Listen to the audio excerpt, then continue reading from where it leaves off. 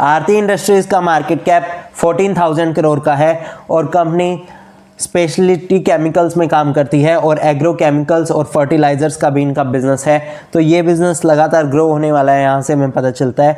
और यहाँ हम देख सकते हैं कंपनी का करंट प्राइस 380 पर चल रहा है और 52 वीक लो 345 का है कंपनी का। तो कंपनी अपने 52 वीक लो के आसपास ट्रेड कर रही है। यहाँ हम देख सकते हैं कि कंपनी का ROCE जो है वो 6 का है सिर्फ और ROE भी सिर्फ 6 का है। तो हम इसके रीजंस देखने वाले हैं नीचे जाके।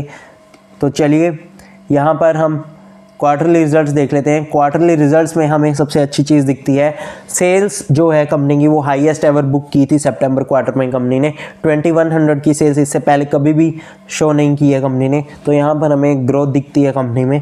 यहाँ हम देख सकते हैं ऑपरेटिंग प्रॉफिट मार्जिन भी कंपनी का थोड़ा सा इंप्रूव हुआ है। यहाँ पर 12% का था और 13% का मेंटेन कर रही थी कंपनी और इस बार 14% का आया है, जो कि एक अच्छी चीज़ है यहाँ पर अगेन। और यहाँ हम देख सकते हैं कि जो नेट प्रॉफिट है कंपनी का वो भी बहुत टाइम बाद 100 करोड़ को क्रॉस किया है और अभी 106 करोड़ का नेट प्रॉफिट बुक किया था कंपनी ने सितंबर क्वार्टर में। यहाँ हम देख सकते हैं profit and loss account. Profit and loss account में कंपनी लगातार ग्रो कर रही है। यहाँ पर 2600 करोड़ से 7600 करोड़ के आसपास कंपनी अभी पहुँचने वाली है, मीन्स 3 टाइम्स हो गई ये इनकी सेल्स। और यहाँ पर हम नेट प्रॉफिट देख सकते हैं, नेट प्रॉफिट 163 करोड़ के थे एक टाइम पर और यहाँ पर 2022 में नेट प्रॉफिट ने अपना हाई लगाया था, 1186 के नेट प्रॉफिट आए थे कंपनी के। पर उसके बाद नेट प्रॉफिट्स लगातार ड्रॉप होते गए। उसका रीज़न क्या है? उसका रीज़न है operating profit margin. Operating profit margin 28% के हुआ करते थे एक टाइम पर और अभी लगातार ड्रॉप हो रहे हैं। इसके बहुत सारे रीजंस हैं, ग्लोबल रीजंस हैं इसके। और अब हम देख लेते हैं एक बार इसकी बैलेंस शीट को। बैलेंस शीट में हम देख सकते हैं कि यहाँ पर 181 करोड़ का जो इक्विटी कैपिटल था वो डाइल्यूट नहीं हुआ है पिछले 3-4 सालों में, जो कि एक अच्छी चीज़ है यहाँ पर।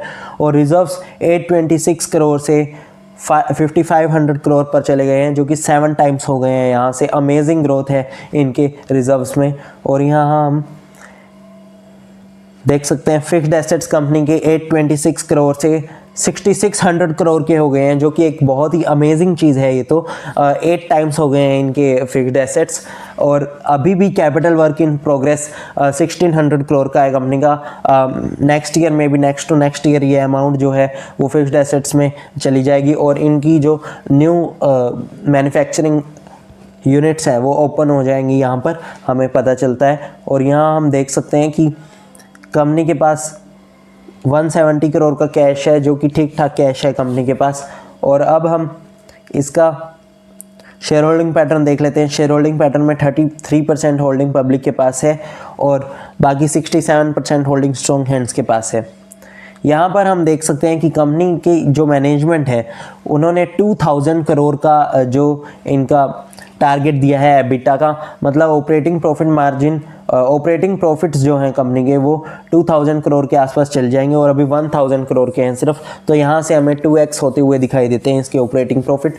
और जो नेट प्रॉफिट है वो उससे भी तेज़ी से ग्रो करेगा। तो हम एक्सपेक्ट कर सकते हैं कि यहाँ पर जो नेट प्रॉफिट होगा कंपनी का 2-3 ईयर्स बाद वो होगा 700 करोड़ के आसपास इनका नेट प्रॉफिट होगा। यहाँ पर हम एक्सपेक्ट कर सकते हैं इतना। तो कंपनी एक अच्छी पेस से ग्रो करने वाली है, हमें पता चलता है। और यहाँ हम देख सकते हैं कि कंपनी की जो ROE की फोरकास्ट है, ROE कंपनी का 17.2% का हो जाएगा विद इन 3 ईयर्स। यहाँ हम देख सकते हैं ROE कंपनी का सिर्फ 6% का है अभी, तो ये 3 टाइम्स होने का दम रखता है यहाँ पर।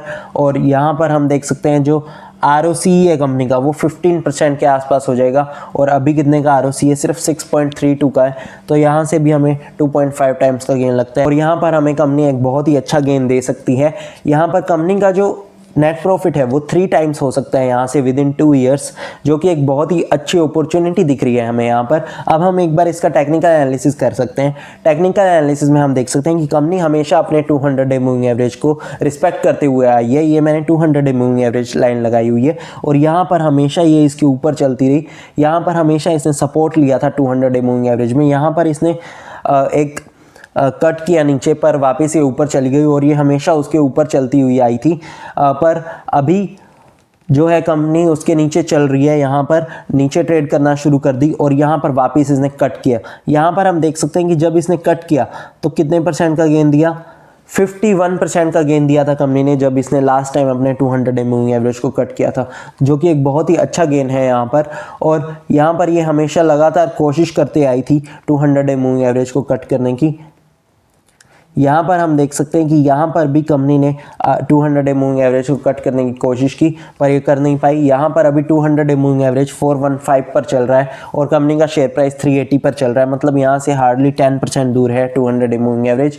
ये किसी भी टाइम इसको क्रॉस कर सकती है और यहाँ पर हमें एक बहुत ही अच्छा गेन दे सकती है। यहाँ पर एक चीज़ और हम देख सकते हैं, देखिए यहाँ पर वॉल्यूम देखिए कितनी हैवी वॉल्यूम है इस कैंडल पर कंपनी में। और यहाँ पर एक और चीज़ दिखाता हूँ मैं आपको, clarification with respect to increase in volume.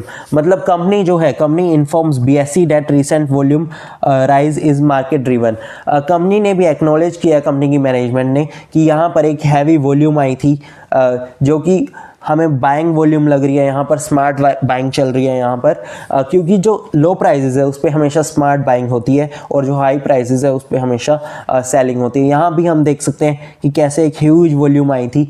ये एक हाई प्राइस था कंपनी का और यहाँ पर स्मार्ट प्लेयर्स ने अपने शेयर सेल किए होंगे और यहाँ पर बाय कर रहे होंगे स्मार्ट प्लेयर्स, हम देख सकते हैं।